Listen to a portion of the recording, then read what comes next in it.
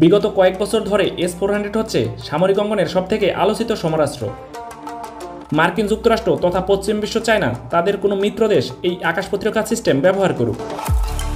এই মিসাইল সিস্টেমটিকে আমেরিকা তাদের নিরাপত্তার জন্য হুমকি মনে করে। মিসাইল সিস্টেমটি সার্ভিসে আসার পর আজ পর্যন্ত কোনো ফাইটার জেট এর রাডার রেঞ্জে আসার সাহস দেখায়নি। যে মিসাইল সিস্টেমটিকে আমেরিকা তাদের নিরাপত্তার জন্য হুমকি বলে বিবেচনা করে, সেই মিসাইলের ক্ষমতা নিয়ে নতুন করে বলার অপেক্ষা রাখে না।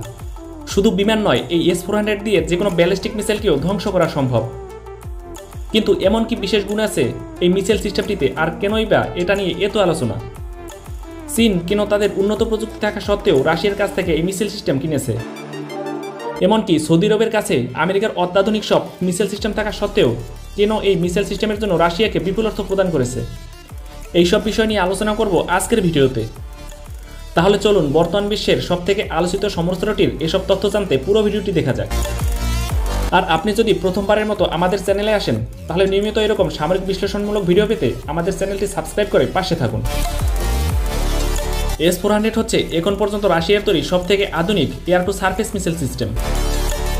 এটা মূলত S-300 ফ্যামিলির সবচেয়ে উন্নত ভার্সন।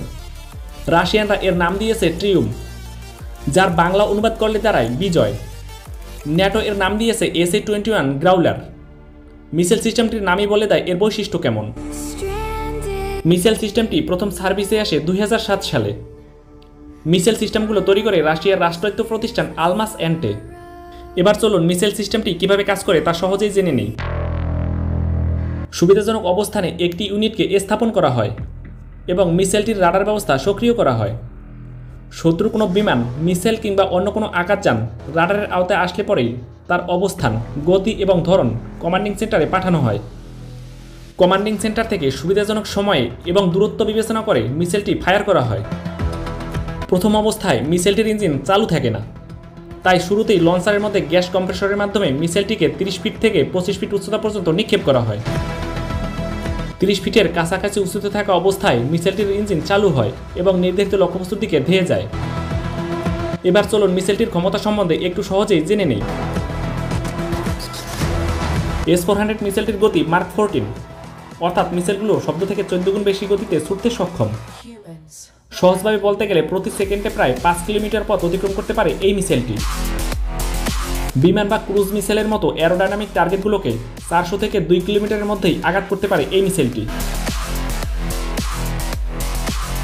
রাশিয়ান এই S-400 মিসাইল সিস্টেম সব ধরনের স্টেলথ বোম্বার থেকে শুরু করে পঞ্চম প্রজন্মের সকল ধরনের ফাইটার জেটকে শনাক্ত করে ধ্বংস করতে পারে।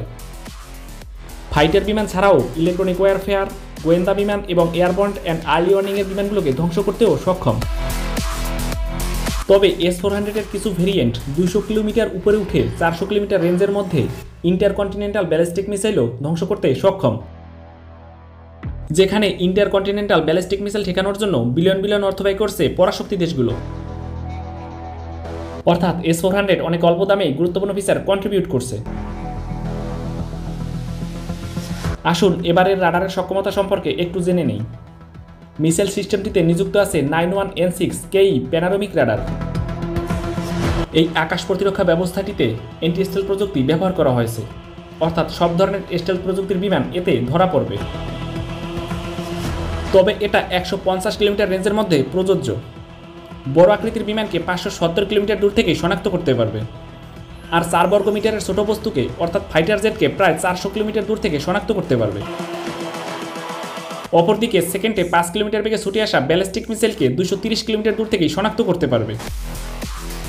আর রাডারটি একসাথে 300টি টার্গেটকে শনাক্ত করতে পারে এবং 8 ব্যাটালিয়নের মধ্যে 6 ব্যাটালিয়নের প্রত্যেকটি একসাথে 6টি টার্গেটকে উদ্দেশ্য করে মিসাইল ছুটতে পারে। এবার তবে জানা যাক মিসাইলগুলোর দামের বিষয়। আসলে অস্ত্র ক্রয় বিক্রয় অনেকটা জটিল বিষয়, তাই নিশ্চিত কিছু বলা যায় না। একই সাথে এক এক দেশের কাছে এক এক রকম দাম পড়ে। তবে কিছু রুশ সূত্র মতে প্রতিটি ফায়ার ইউনিটের দাম 300 মিলিয়ন মার্কিন ডলার।